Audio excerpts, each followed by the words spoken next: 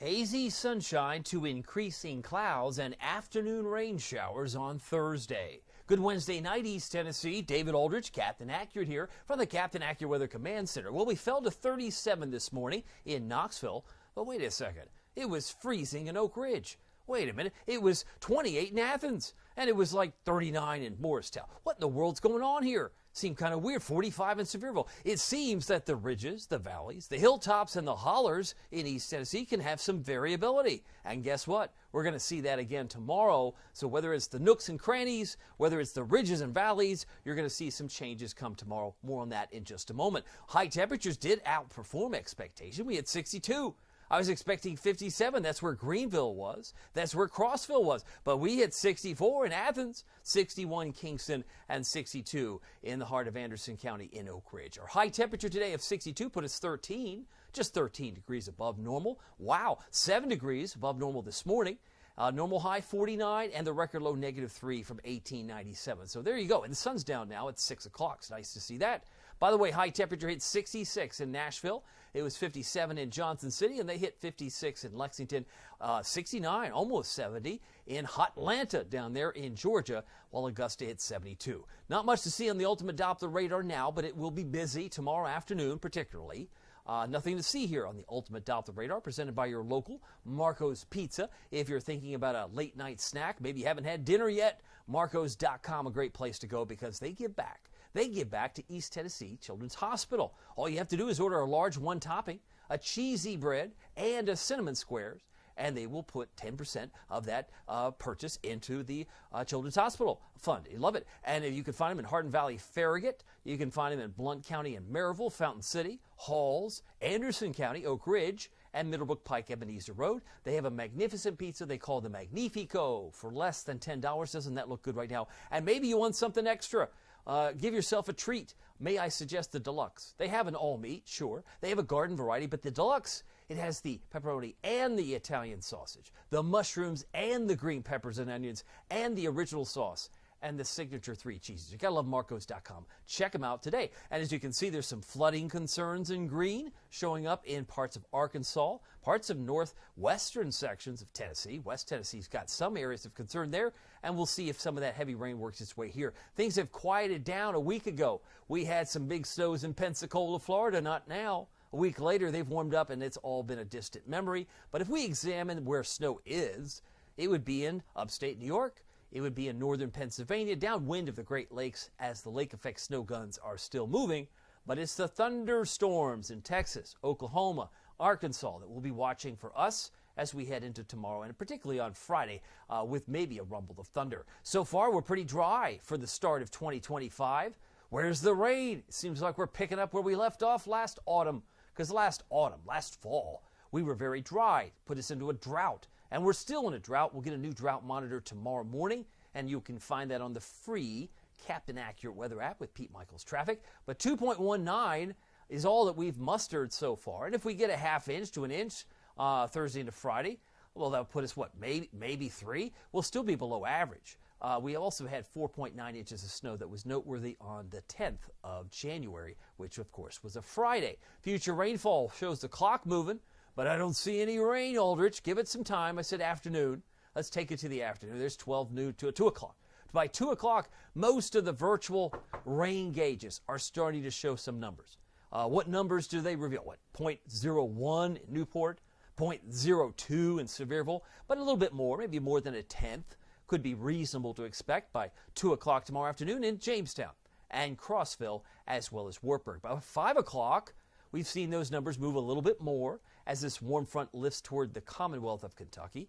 But it's really not until Thursday night, Friday morning, things start to pick up, particularly in parts of the plateau. I'm talking places like Fentress County, really into Crossville, Cumberland County, over an inch, maybe 2 inches in some spots. So the yellow areas will have impact, most likely southeast Kentucky. So we want to watch that closely. This takes us through the main event. Some wraparound showers will occur in the afternoon, but most of the heavier rains should occur on Friday morning as some of this begins to work its way eastward. So headlines look like this. PM rain showers tomorrow. I did increase our 20% chance to 40%. 40% chance. It's not like everywhere all the time, but we'll have that opportunity. Soggy on Friday, and it will turn at times soggy Thursday night late. Mainly in the morning, though, for Friday. If you have Friday afternoon plans, early clouds will give way to sunshine Saturday, and I think it's a delightful Sunday. Sunday, we should be around 66 degrees with sunshine. Does it get any better than that in what is that? That's Groundhog Day. Does it get any better than that for early February? I think not. I think this is a real nice score point for Team Spring. Team Spring's got on a string of victories ahead in the days to come. Storm Prediction Center talking about some color of the yellow variety. What does that mean on your legend? Well, it's not my legend. It's the Storm Prediction Center's legend. And the key word in yellow is scattered. The password is scattered. Scattered severe storms in yellow will be possible tomorrow. Where? Louisiana. So if you have family down there, that means the storm system that's showing up tonight in Oklahoma, Texas, it's only going to get stronger. There'll be enough energy and some humidity from the Gulf that'll bring in some storms around Monroe, Louisiana, maybe Houston, Beaumont, Texas could be fair game for some scattered severe storms. But you'll notice the coloring drops off once you get east of Nashville because we have no coloring, which means no thunder tomorrow. Come Friday, different story. We might get a rumble, but from the latest outlook from our friends at the Storm Prediction Center, they keep it out of our picture. They don't really highlight it as a concern, but they do put Destin, Mobile, Pensacola under the isolated marginal level 1 risk for the day on Friday. Move back home, Tennessee looks fine, so most of this is going to be moving further south as far as the convection is concerned to round out the week. So for tonight, 32 degrees, that's chilly. Well, normal low is 30, but it's still cold. I mean, cold enough to see your breath. Expect more high clouds overnight. As we look at tonight, we'll be down to about 26 for Middlesboro. Bell County, 30 for Morristown. A little bit colder in those parts. 34 for Cumberland County and Crossville, Fairfield Glade, and about 32 for Seymour, 33 Maryville, and 36 for Sevierville and Pigeon Forge. Thursday, a high of 50. Now, I know that might be a little cooler than what some might expect, but given the erratic nature of the warm front, it's kind of weird. It's like moving around. That warm front may actually keep the temperatures down if it's slow to advance. So my expectation is there might be some closer to 60 from Chattanooga toward Tellico Plains, but you may not even get out of the 40s in some areas north, like places like Norris or even into parts of Claiborne County. Now, I do have us at 48 for Oak Ridge, 47 for Wartburg, but here we go again. It's the nooks and crannies. It's the ridges and the valleys. It's the hilltops and the hollers. Holler. So we're going to have some variability. Just be prepared. Dress for the 40s and 50s. I wouldn't necessarily dress for the 60s, even though we had that today. Today was a treat. Today was a bonus, but throw in some rain. It may keep those temperatures from moving very much at all during the course of tomorrow. 7-day outlook. Here's your Captain Accurate Weather Authority forecast for Knoxville and East Tennessee. 60, though, Friday. I'm hopeful for that.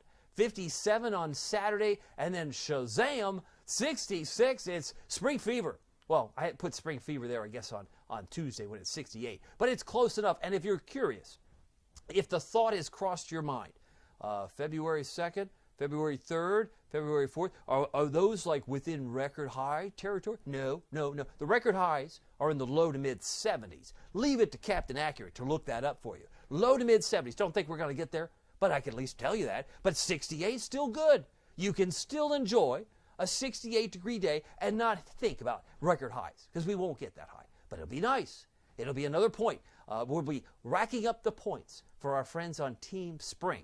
But fear not, it'll come back around. Winter's not done. And even though there's nothing to suggest otherwise, I just know it's going to change. I have other things I look at. So trust me, winter's not done. You tell me that on the 28th of February. Yeah, it wasn't over. Even though as we approach the end of January, don't think you'll think that by the end of February. It changes. It's what happens. It's what we do in winter. There's no consistency for sure. By the way, you can keep track of it all using the Captain Accurate Weather app with Pete Michaels Traffic. Did I mention Pete? Pete has been flying around in a Cessna airplane since the 70s. This man knows the area better than anyone, and no one does traffic better than Pete. Pete's traffic reports, the reports you get on the radio are on the app, and you don't have to wait for the radio to play it. So check it out, Captain Accurate at the App Store and Google Play. I think you'll be impressed.